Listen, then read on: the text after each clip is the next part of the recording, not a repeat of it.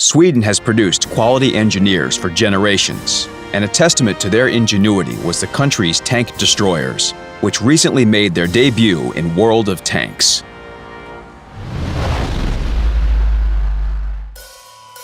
Filled with eclectic vehicles, the Top TD really is one of a kind. Also arriving with these new vehicles are new mechanics, travel, and siege modes. The TD branch deviates from the STRV FM21 light tank. The first tank destroyer is waiting at Tier 2, and its name isn't an easy one. The Panzerluftwaffenbahn FM42, or PVL-VV FM42 for short. Playing it is like taking off a heavy winter coat. You become lighter, quicker. This is a small, agile, and maneuverable vehicle. But these features come at the price of poor view range and lack of armor. This TD also features decent gun variance and low detectability. If you have experience in playing this type of vehicle, the PVL-VV FM42 won't surprise you. All the standard tank destroyer tactics work well with it. The Tier 3 tank destroyer is the IKV-72. The vehicle still has thin armor and a short view range, but its mobility, available guns, and small dimensions will cheer you up. The Swedish Tier 3 tank destroyer has an even lower profile than the Tier 2 one. The IKV-72 boasts the best concealment of all vehicles in the game. Long live the new king. This accolade was previously held by the French Renault UE-57, also a tank destroyer, also at Tier 3. To crown it all, this Swedish vehicle enjoys an excellent gun depression angle, 12 degrees. This allows it to take some unusual firing positions. The next vehicle is the SAV M43, a machine without significant drawbacks and sweeping advantages. Its weaknesses are short view range, poor HP, and virtually no armor on the sides. However, the frontal armor isn't bad for this tier and vehicle type. Strengths include mobility, a small profile, and a good selection of guns. Here you'll have to think about which gun you want to install. You either sacrifice high damage per shot and take the accurate 75mm gun with good penetration capability, or you pick the 105mm cannon and deal 3 times as much damage, but not all the time because its penetration and accuracy aren't as reliable. The vehicle's gun depression angle has become even better, 14 degrees, so it can successfully make use of terrain.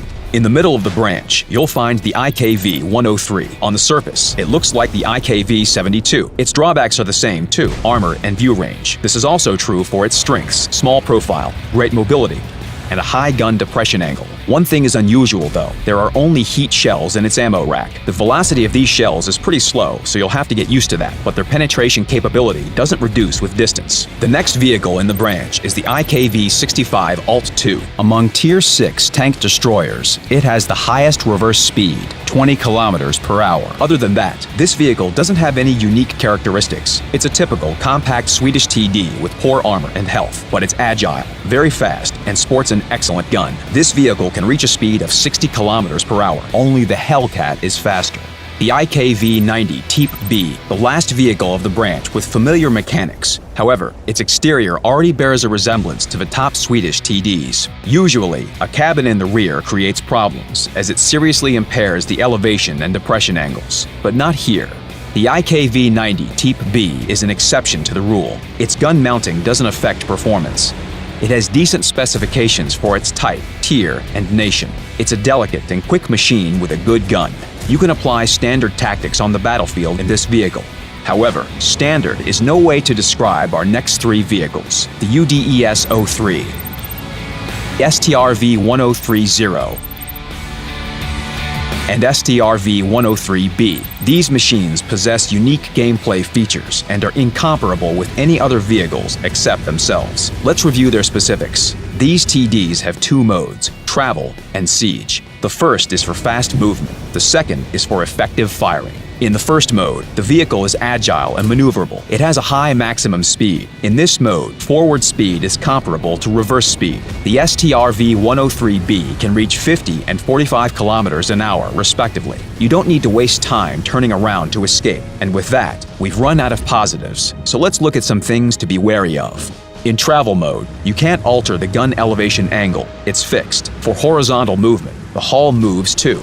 When you fire, the dispersion is enormous, SPG-like. It's extremely difficult to hit anything. Compared to this, direct firing from an SPG is a sniper's job. Everything changes when you press X.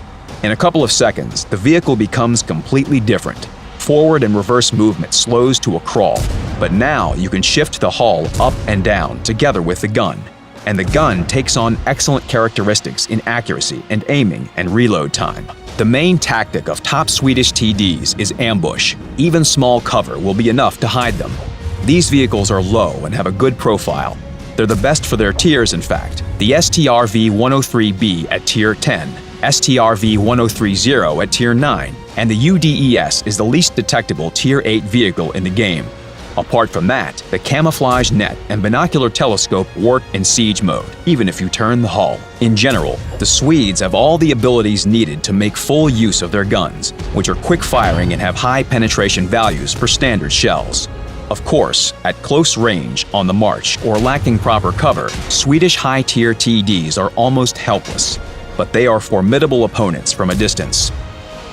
What comes to mind after looking at Swedish TDs is that branch research will be anything but dull, and the main course awaits players at the top tiers. That's all for now. Take these new vehicles for a spin. Good luck in battle.